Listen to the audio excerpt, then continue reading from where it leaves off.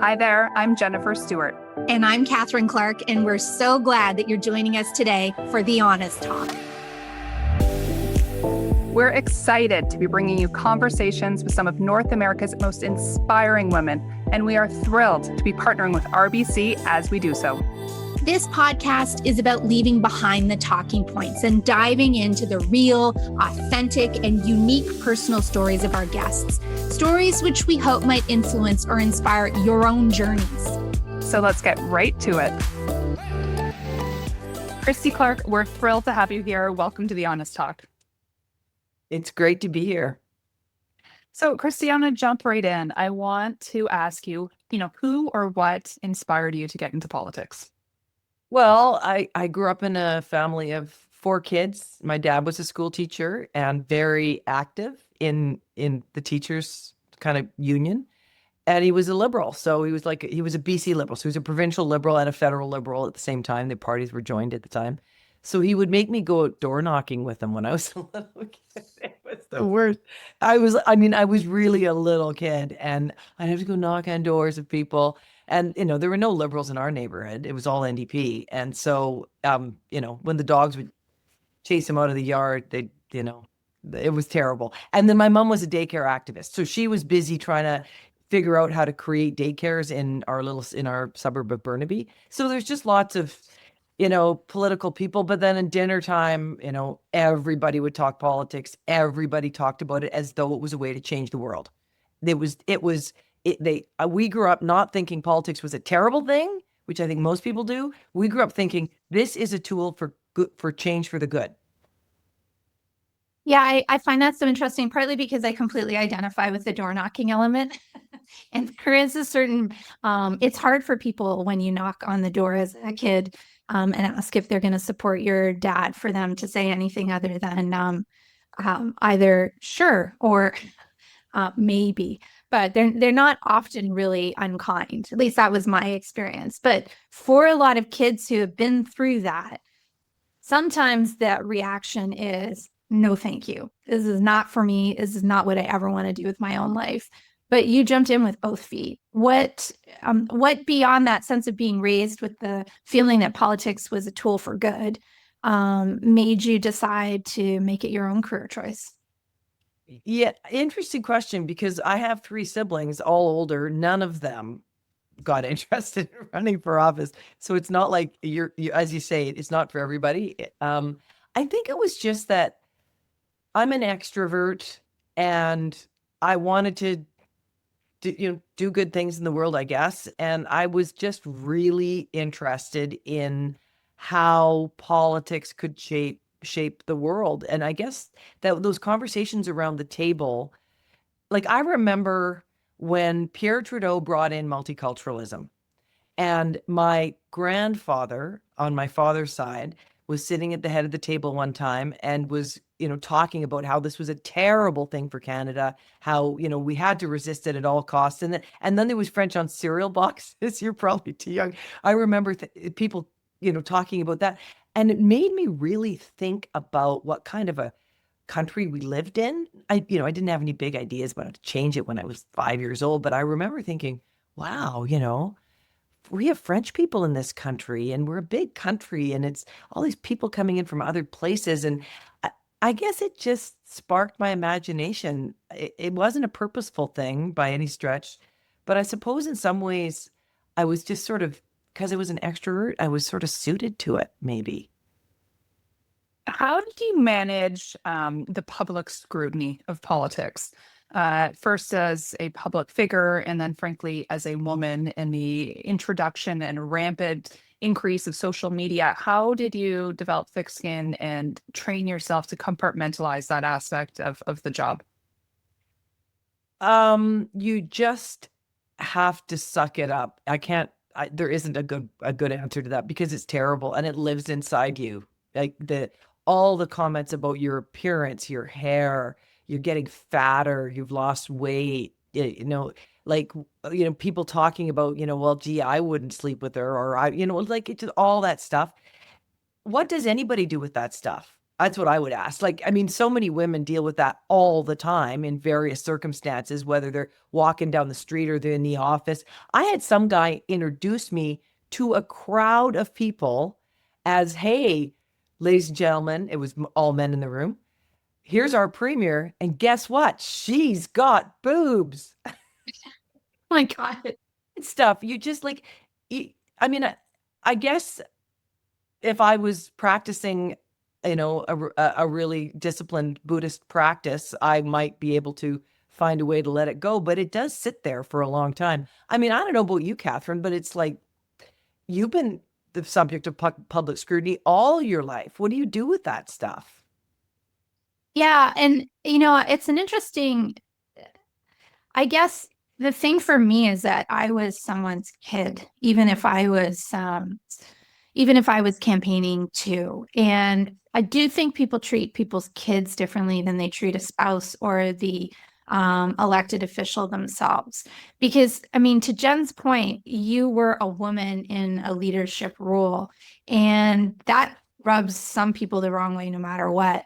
But people are completely unfiltered. They absolutely forget that this is a human being and not just a public figure. I've always felt that people forget that in the comments that they make. They're just blind to the fact that they're saying things to a human who has feelings. And I guess, you know, you would just really have had to develop a mechanism to get yourself through it, I suppose, or else you just ignored it. I did just ignore it. I mean, I took it as part of the job. I took it as part of being a woman in a society where there's so much sexism and women are objectified anyway. I mean, it is way worse for women because we are objectified, whether or not we're in politics. Then you put in some of the other stuff that you've just talked about. So that makes it harder for us. So I sort of took it in that context. And then I also thought, you know, I am not going to let you guys defeat me. No way. This is what stands in the way of women being successful so often, is that we experience these really terrible comments and diminishing, you know, being diminished all the time. And the only way we get ahead really is if more of us just take it on board and say, we're going to do it anyway. The other thing though, is that I mean, you get so much support too. You get so many people who are so kind. And I mean, everywhere I would go, people would hug me and they'd want to talk to me, and, you know, more in the beginning than in the end, but still lots toward the end too. And just so much positive support. When I briefly, as one person said, you know, your 2-minute campaign for leader of the Liberal Party just recently, I was astonished by and so affirmed by how much support I got from all across the country. Because so there's downsides and upsides, and the upsides of the affirmation and the kindness and the generosity that Canadians have for leaders often is, it's you don't know it till you've been through it. And I'm sure you saw that very much in your own real life. Like when your dad retired, all of the accolades, all of the people, I mean, and they still say it about him. It's it's the great side of politics. Yeah, you're right that it comes out a lot more when you retire or you die. That's the way it goes. Christy, who's the biggest mentor you've had throughout your life? And not to put you on the spot, what's the biggest piece of advice that they gave you that shaped your perspective? I wouldn't say I really had one mentor. That's kind of hard to say. Um, I think the best piece of advice I ever got was, you know, you don't have to, not everybody has to like you. People just have to know where you're trying to go, where you're trying to get them. And really, like, so what I took from that was, you need to have a plan, you need to have a vision, and you need to follow that plan. Like, you really need to stick with it, and you have to hold people accountable for it. You have to be disciplined about it. The downside of that is that sometimes your vision is so clear that you become kind of you lose the artistry a little bit. You know, the part about being a politician is you're not a bureaucrat. You're not just, okay, go, go, go. Here's what we're going to do today. You are also painting a picture, and sometimes that picture has to be changed. There's things you want to fix about it, different colors in it. So it's that balancing act between the two. But generally, I would say the best piece of advice I had was have a vision, stick with it, and inspire people in what your vision's going to be. Because if you don't know what you want to do, then people lose faith in you pretty quick, and they should. Because if you don't know what you want to do, you shouldn't be in politics. Yeah. Well, to add to that, though, you're also a really straight shooter. You don't hold back in your public comments and in your speeches.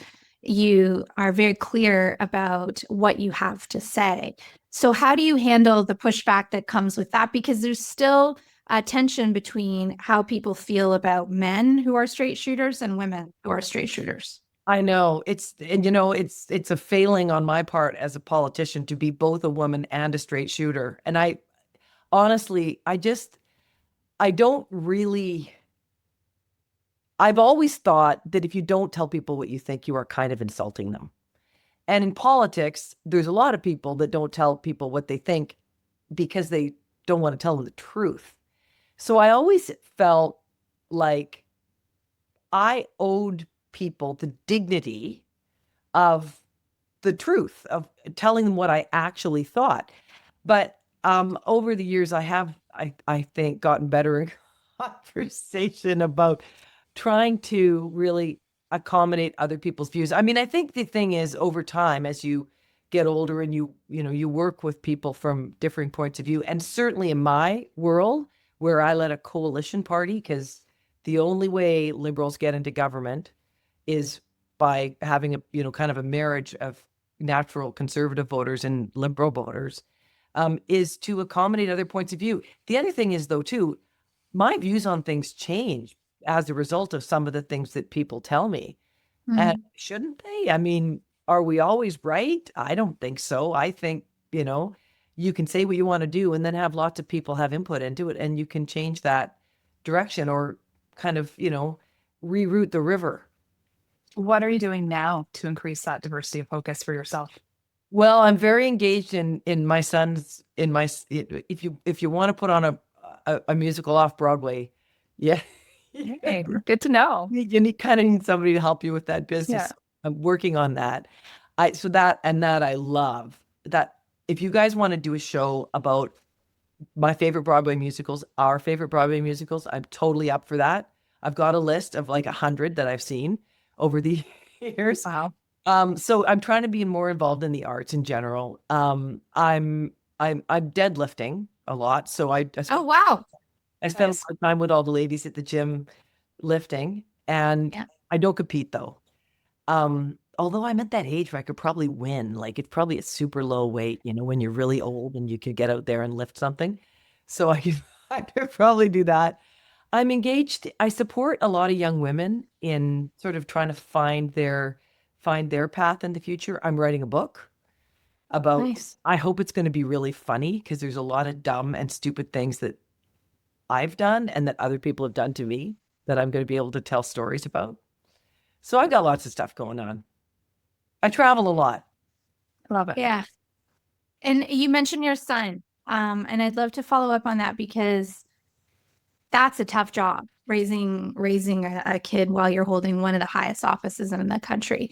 So how did balancing that, motherhood, being a mom, being a human being, and also political life, being a political leader, what did that teach you about yourself and about others, and how did you make it work? It was really hard. And I'm going to say there's a reason I only had one kid, because the one kid I had is like, I always used to say, Hamish, you were the worst kid in history. I couldn't have had, he's so great. He's really funny, really energetic, super smart. And he's just nonstop. So it's kind of, wouldn't it have been great, to have like some nice, well-behaved little, I don't know, what's a nice little puppy dog? I don't know what they are, but he was like a high energy Labradoodle, like never stopped, everywhere all the time.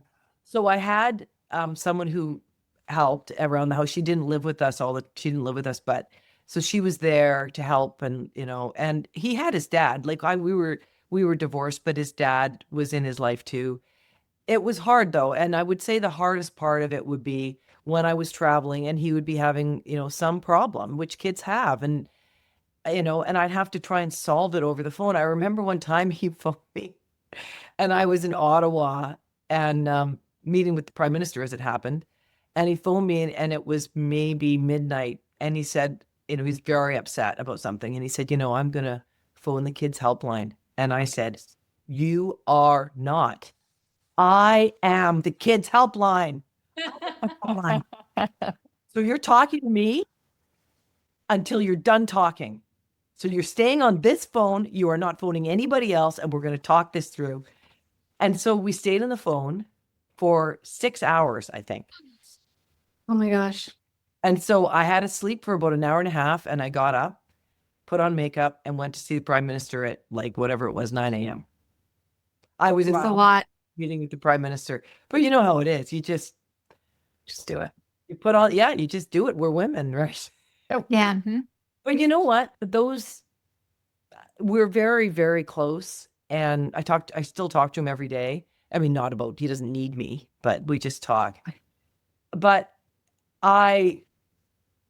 he showed himself to me in those moments, in hours and hours of talking in difficult times. And so I really, really know him. And he really, really knows me. And I think I don't know if that would have happened if we hadn't been in this hurly burly world of politics, Mhm. you know? I also really- think that there's more than one way to be a parent. There's more than one way to build a family. There's more than one way to raise a kid. And and that's where I always tell women that we have to cut ourselves some slack and give ourselves some grace, because Instagram parenting is an illusion. Yeah. Oh, it's a joke. It's ridiculous. I mean, I can't, like, those, what are they putting on false eyelashes every day on Instagram? And I'm like, I don't even have a kid in my life It's a anymore. filter. It's not even real. It's all a filter. The eyelashes. Oh my Uh, God. It's ridiculous. It is. Christy, you look brief. It is. It is. And we need to talk about it more. And we need to, especially I've got an 11-year-old girl and a 13-year-old boy, and they're not on social media yet because it's so distorted. And even as middle-aged women, it's hard to distinguish what's real and what's not. So we gotta keep that line of conversation open, which you've done. Christy, I want to talk about the federal leadership run. You looked at it when the Liberals were looking for a new leader. You very publicly mused about running federally to become an MP, a member of Parliament. How does that sit with you now? Do you regret your decision not to proceed, or are you content with your decision? Well, I mean, it all turned out okay from my perspective. I mean, when I was the premier, the whole thing we were focused on was diversifying our markets overseas, so we were less dependent on the United States. I mean, remember, this was like 2011 and 2017 that we were going to do that through energy exports in particular. We're going to focus on that. I did, like, I don't know, 15 trade missions or something like that. We raised billions of dollars. We started an LNG industry for Canada, like all that stuff.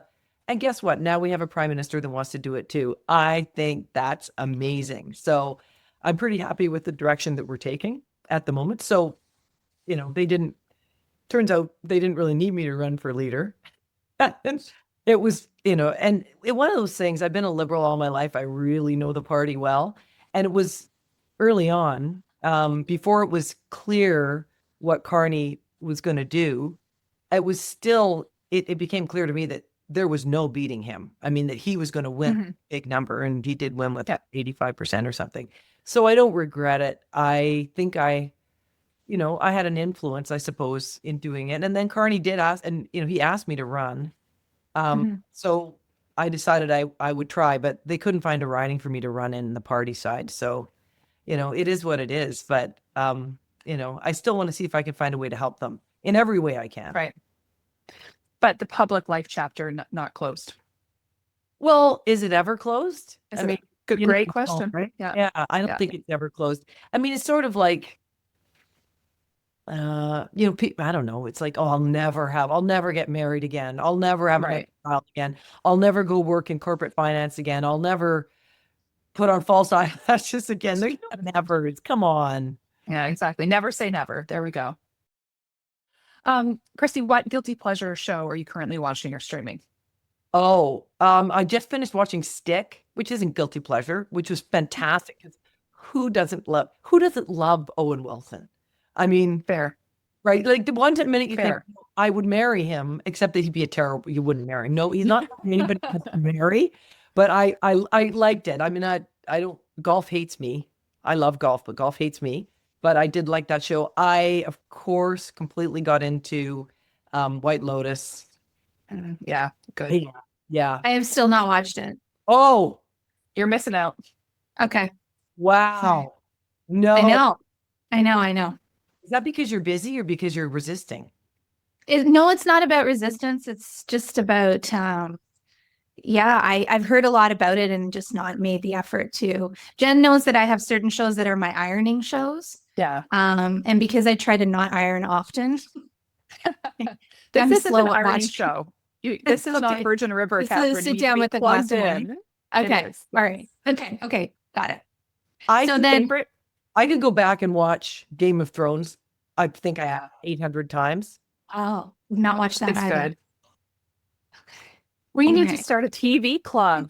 Oh, Push the book club aside. We need a TV club. Christy I Clark is got our a- founding member. we got to pull Catherine Clark out of the cave and like, Right? serious. Welcome to modern society, Catherine. Favorite band or artist? Oh, The Clash, 100%. 100%. Oh.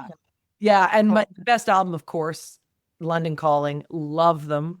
Love Yeah. them.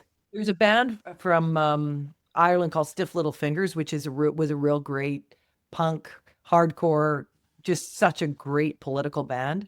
I like those guys because they're all complaining. They've all got a message, and Yeah. And I kind of grew up in the 80s, right? So Yeah. I would say, Best music. yeah, New York Dolls, so great. Yeah, I don't know. I like this. Funnily enough, I saw Mark Carney do Nardwar, who's from BC, Nardwar the Human Serviette, rock and roll bad boy. And he likes all the same bands that I do. Nice. I know. I mean, people would look at me and they'll think, yeah, okay, I could see that. But Mark Carney? Liking I don't know, I think he likes the Dictators and Richard Hell and like you name it. He likes Yeah. really cool bands. Cool. Yeah. You take the last three questions, Catherine. Okay, what book are you currently reading then? I am reading. Okay, I've got a couple on the go. I've got Anne Applebaum's book called On Totalitarianism, which is fantastic. She wrote it in 2020. It's very Wowzers. and it's quick. Okay. Is that bedtime reading? It's a path to totalitarianism. It's super quick. It's like a short book. I really loved it. Okay. Oh, and I'm reading the new book about oh God. Oh my God. Can I go get the book? Oh, Yeah, go get the book. yeah, sure. Oh my God. This is metaphor. Fucking killing me. Okay. So here are the books that I'm reading. All right. One, Twilight of Democracy. It is so good, Anne Applebaum. Okay.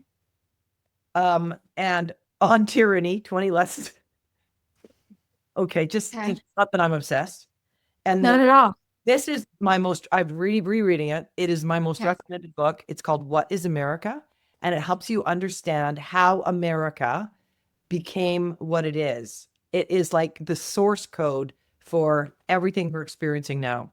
Wow. Okay. I'm a So little I'm bit- getting yeah. from this that you read a lot, you don't read a lot of fiction.